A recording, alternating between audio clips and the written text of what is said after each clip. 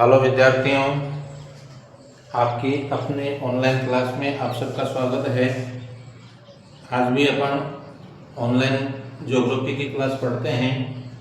आज कुछ नया हट करके अपन अध्ययन करते हैं और नया हट करके इस प्रकार से है कि अपन ज्योग्राफी ऑफ वर्ल्ड ज्योग्राफी के रूप में पढ़ते हैं और जिसका जो फिजिकल पार्ट है वह बीए फर्स्ट सेमेस्टर में चलता है। कोटा विश्वविद्यालय कोटा की बीए जो सेमेस्टर फर्स्ट है उसमें फिजिकल ज्योग्राफी चलती है और आने वाले एग्जाम के लिए भी ये उपयोगी है। आने वाले एग्जाम में भी एक एक चीज़ को अच्छी तरह से समझते हुए अगर लिखें तो और अच्छी बात है। कंपटीशनों के लिए तो उपयोगी है इसे, बाकी इसके साथ साथ में आने वाले जो एग्ज़ाम है उनके लिए भी ये उपयोगी है। ठीक है, तो इसके लिए यूपीएससी वगैरह और जितने भी मतलब कंपटीशन होते हैं हाई लेवल के, फर्स्ट ग्रेड वगैरह है इनके, उनमें सब में काम आने वाली चीज़ है और प्रत्येक फैक्ट को समझने पर निर्भर करता है, समझने के ऊपर निर्भर है। ठीक है, तो ये कांट महोदय का गैसीय परिकल्पना के बारे में अपन ने फिजिकल ज्योग्राफी का जो पार्ट स्टार्ट किया है। ये क्या है? ये एक पृथ्वी उत्पत्ति सिद्धांत है। क्या है ये? पृथ्वी उत्पत्ति सिद्धांत है।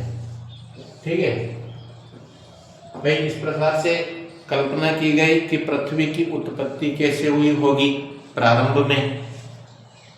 तो कांट महोदय ने गैसीय परिकल्पना की, कुछ प्रमाण एकत्रित करके, और कांट महोदय ने ये अपनी परिकल्पना के आधार पर एक सिद्धांत लागू किया जिसको गैसीय परिकल्पना के रूप में कहा जाता है। ठीक है, इस सिद्धांत को गैसीय परिकल्पना के रूप में जाना गया और कांट महोदय का सबसे इसका जो नाम है, ये पूरा नाम क्या है?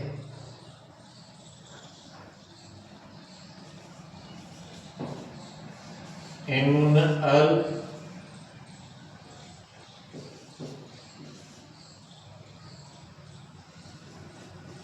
कांट। इमैनुअल कांट है और ये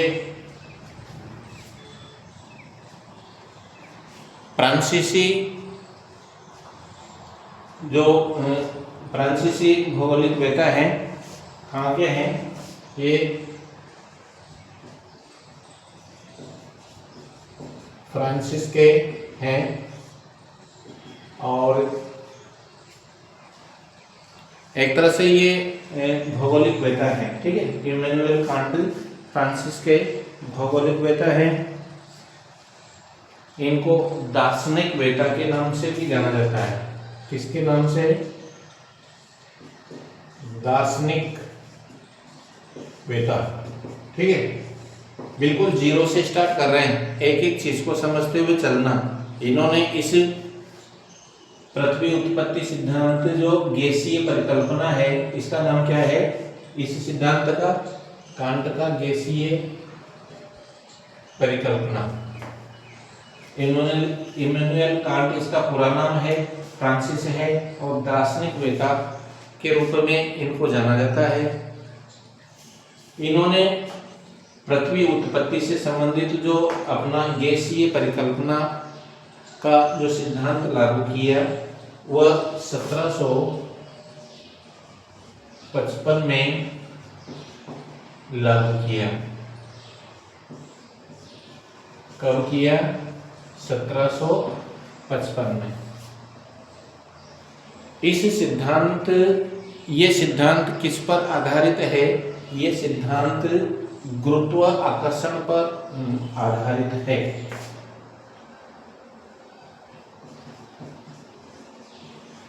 यह सिद्धांत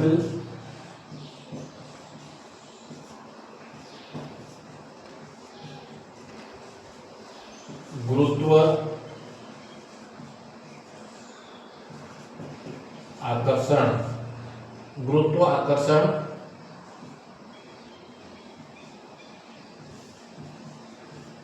शक्ति पर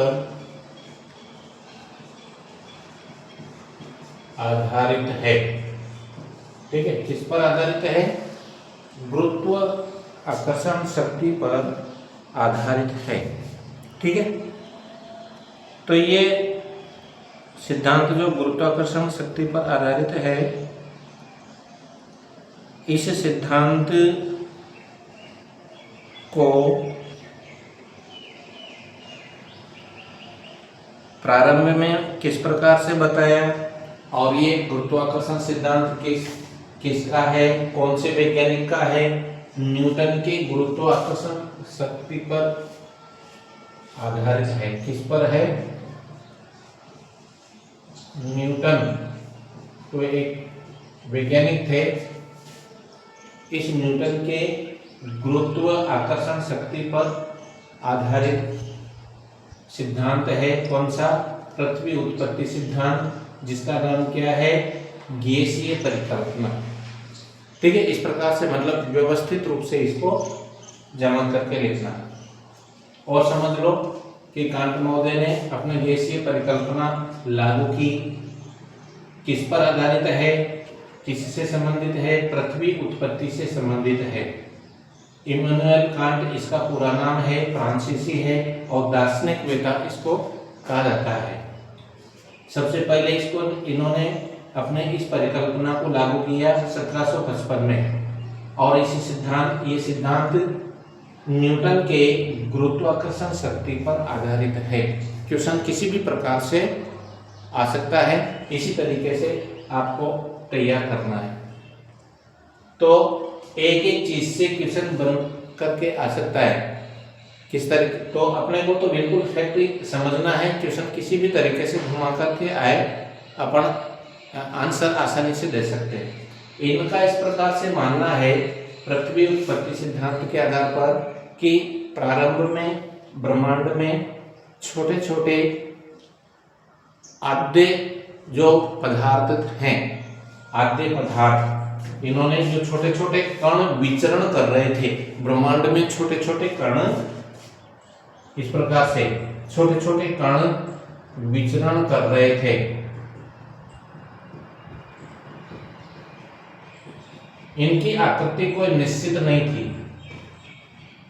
ब्रह्मांड में छोटे छोटे कण विचरण कर रहे थे। उन कणों को इन्होंने आद्य पदार्थ कहा। क्या कहा?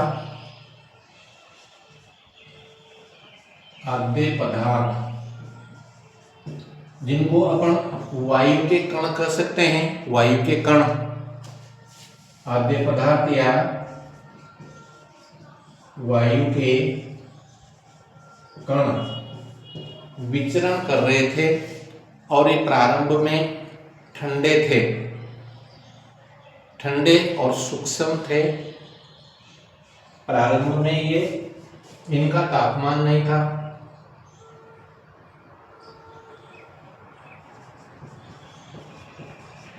प्रारंभ में ये कण ठंडे व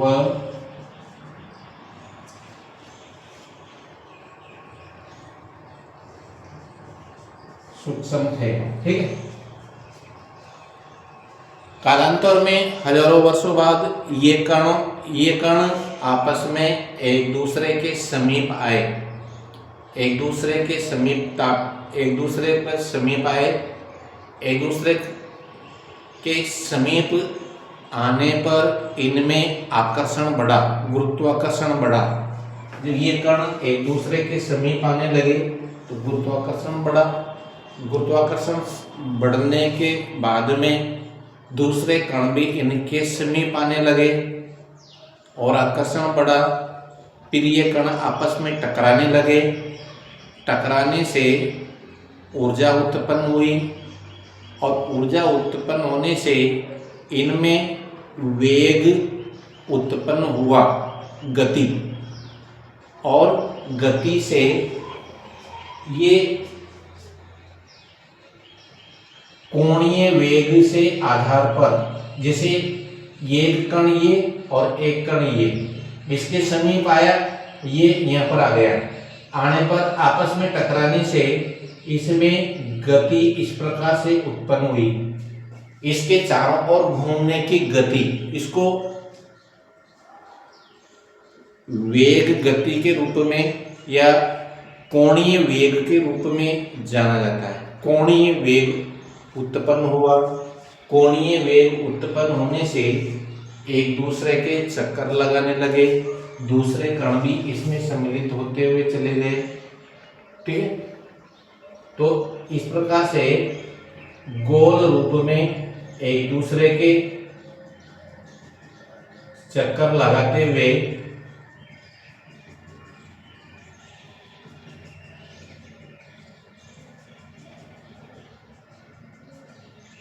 दूसरे कण भी इसमें सम्मिलित होते हुए चले गए।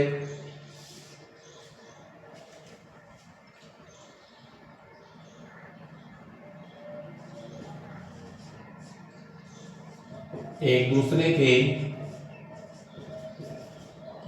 समीप आए,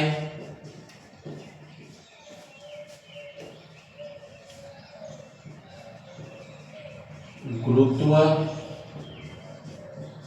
शक्ति का विकास हुआ। आकर्षण करने की शक्ति, गुरुत्व शक्ति का मतलब आकर्षण करने की शक्ति, और एक दूसरे के समीप आने लगे।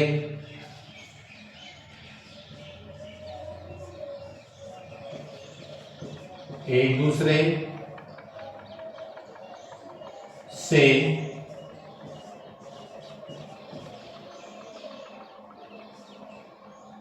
टकराकर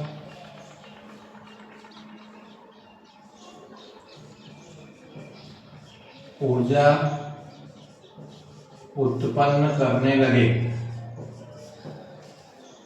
एक दूसरे से टकराएंगे तो ऊर्जा उत्पन्न होगी, ऊर्जा उत्पन्न होगी तो कोणीय वेग से ऊर्जा उत्पन्न हुई और एक दूसरे के चक्कर लगाने लगे। गोल रूप में इस प्रकार से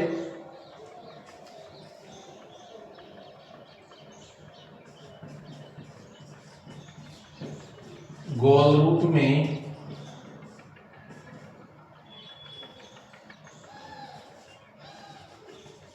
चक्कर लगाते हुए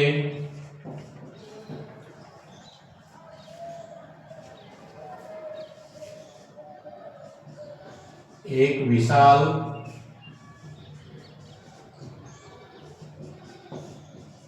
गोल आकृति की निहारिका का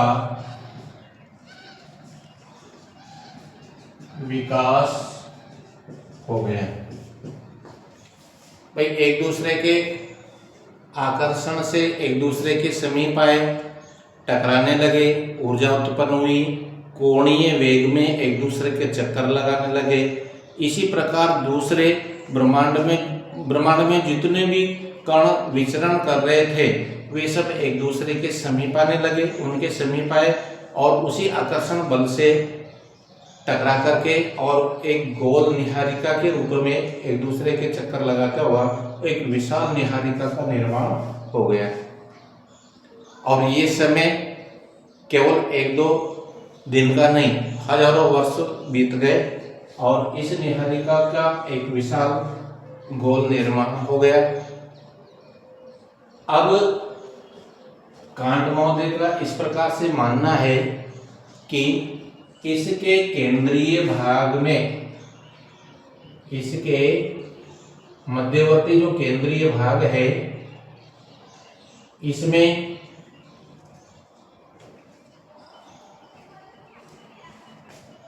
गति और ऊर्जा अधिक होने के कारण भाई दूसरे कण भी इसमें सम्मिलित होते हुए चले गए और अधिक ऊर्जा उत्पन्न हुई, अधिक से अधिक कण इसमें मिलते हुए चले गए। तो इस केंद्रीय भाग में तापमान अधिक हो गया और गैसीय रूप बन गया। गैसीय रूप में, गैसीय अवस्था में तप्त गैस का गोला बन गया, तप्त गैस का गोला। तो ये केंद्रीय भाग में तप्त गैस के गोले के कारण इस प्रकार के छोटे छोटे छल्ले इससे अलग होने लगे। यहाँ लिख देते हैं,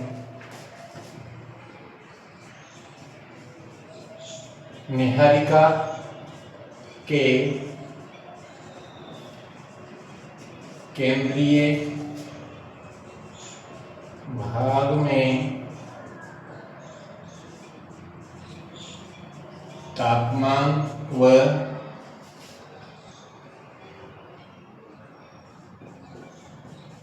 गति अधिक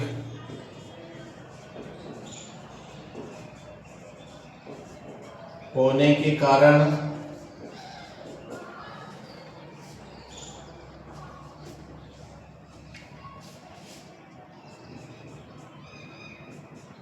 और दूसरी विशेषता, इसके केंद्र में अपकेंद्रीय शक्ति का विकास हुआ। अपकेंद्रीय,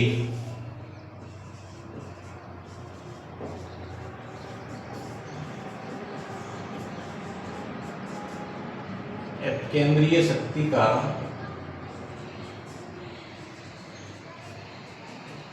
अपकेंद्रीय शक्ति का विकास हुआ। दो प्रकार की शक्ति होती है, केंद्रीय शक्ति और अपकेंद्रीय शक्ति। अपकेंद्रीय शक्ति जो कि उसके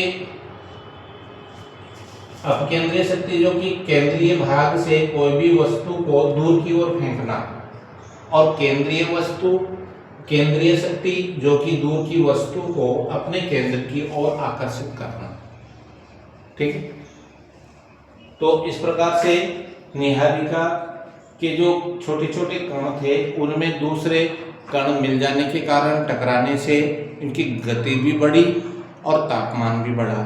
ठीक है, तापमान और गति में अधिकता आ गई और इसके केंद्र में अपकेंद्रीय शक्ति का विकास हो गया। इस अपकेंद्रीय शक्ति के कारण इसके जो केंद्रीय भाग से गोल छल्ले, तप्त गैस के गोले के रूप में गोल छल्ले बाहर निकले,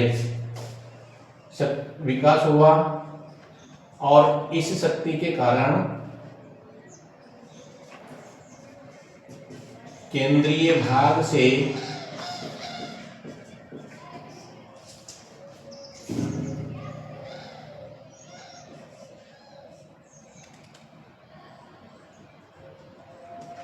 तप्त गैस के छल्ले बाहर निकले।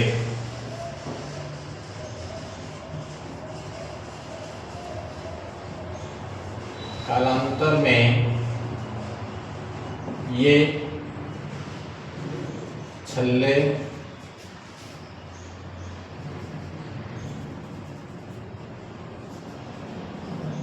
ठंडे होकर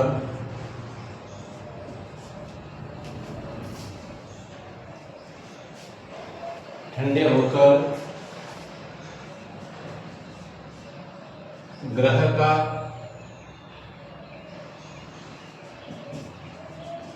निर्माण करते हैं। और समझ लो, देखो, केंद्रीय भाग में अपकेंद्रीय शक्ति का विकास हो जाने के कारण इसका जो गैसीय तप्त गैसीय रूप था, इसके छल्ले 9 छल्ले इससे बाहर हुए और कालांतर में ये ठंडे होकर, ठोस होकर, गोल रूप में बनकर के और इसी नीहारिका के आकर्षण से इसके चारों ओर चक्कर लगाने लगे। इसी प्रकार से इसके चारों ओर चक्कर लगाने लगे। ठीक है, तो इस प्रकार से ये अपने अपने परिपथ में चक्कर लगाने लगे। तो कालांतर में ये छल्ले ठंडे होकर के ग्रह का निर्माण करते हैं।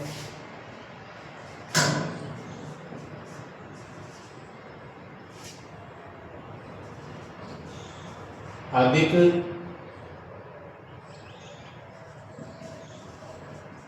विशाल आकृति के छोटे भाग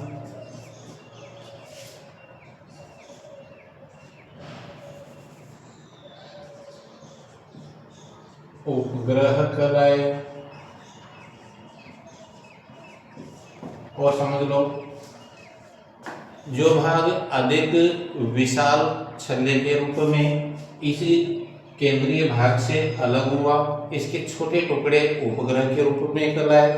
इसका कहने का मतलब है कालांतर में छल्ले ठंडे होकर के ग्रह का रूप धारण करते हैं। अधिक विशाल भाग का, जितना छल्ला अधिक विशाल आकृति में बाहर निकला, उसके छोटे भाग, उसी से छोटे भाग जो निकले वे उपग्रह कहलाए और उसी के चारों ओर चक्कर लगाने लगे ग्रहों के।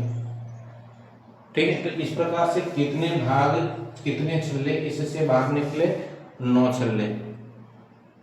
प्लूटो को इसी से अलग कर दिया है, इसलिए 8 छल्लों का ही जिक्र है।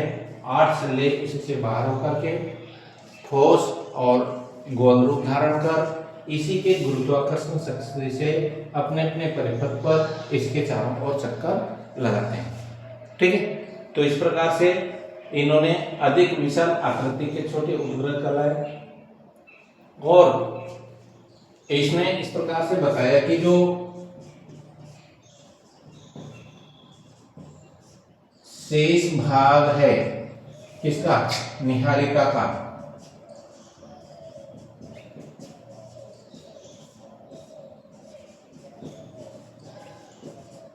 सूर्य है।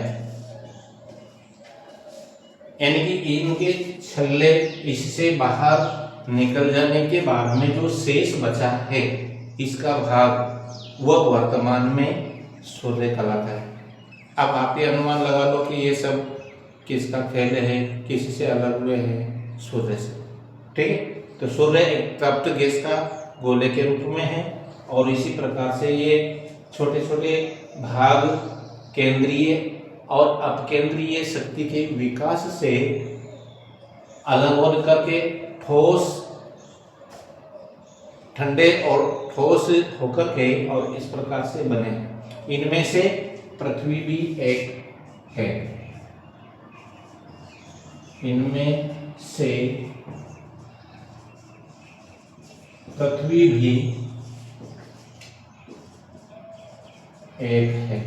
ठीक है, तो समझ करके लिखना है अपने को। इस प्रकार से पूरा ऐसे ऐसे नोट नहीं करना है, समझते हुए पढ़ना है, स्टेप बाय स्टेप लिखना है। देखो, सबसे पहले तो क्वेश्चन इस प्रकार से आएगा कि कांट महोदय का गैसीय परिकल्पना को समझाइए। तो ये किसके बारे में है? ये पृथ्वी उत्पत्ति सिद्धांत के बारे में है और इसको एक तारक सिद्धांत के नाम से भी जाना जाता है। एक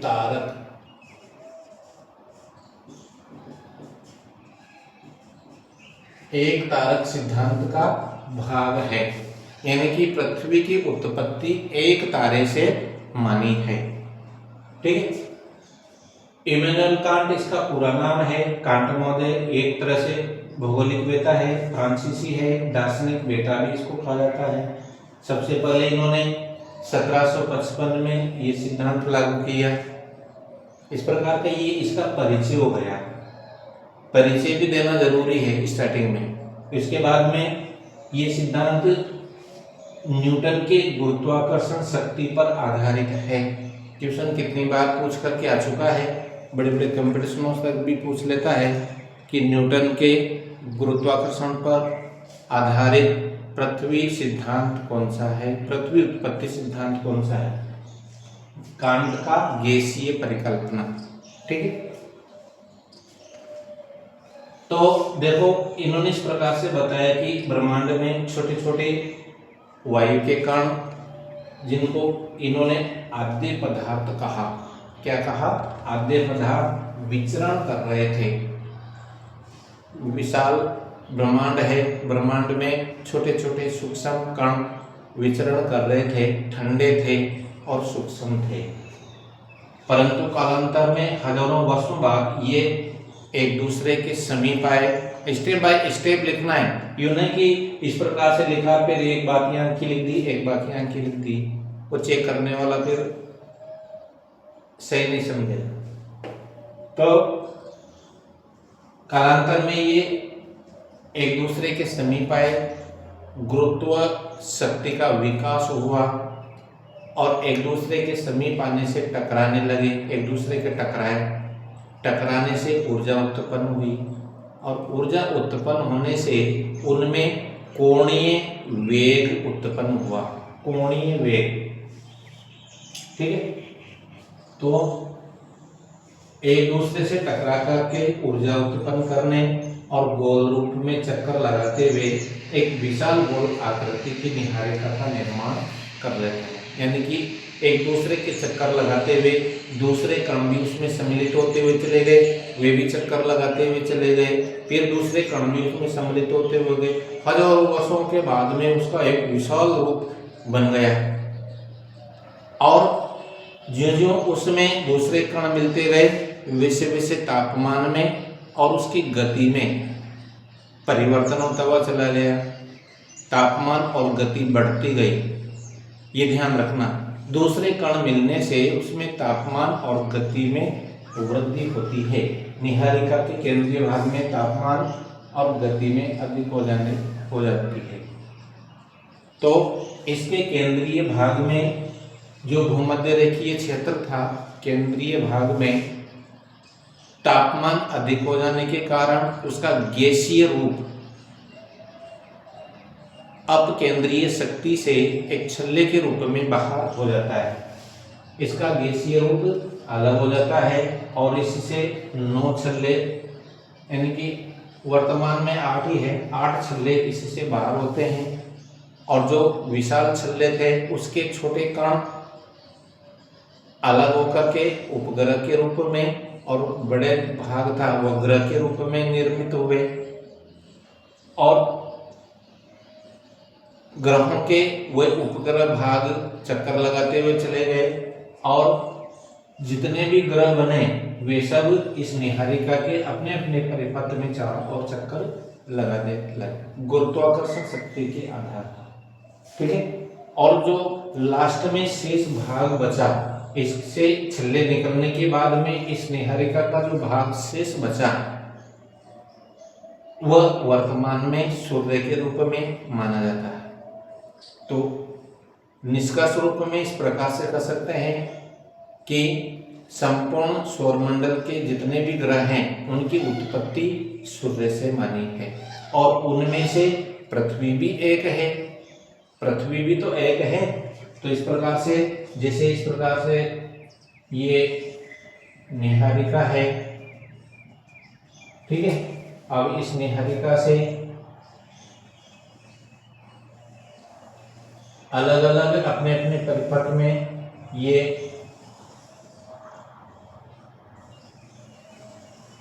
चक्कर लगाते रहते हैं। जैसे बुध है, शुक्र है, पृथ्वी है, मंगल है, इसके बाद बृहस्पति है, शनि है,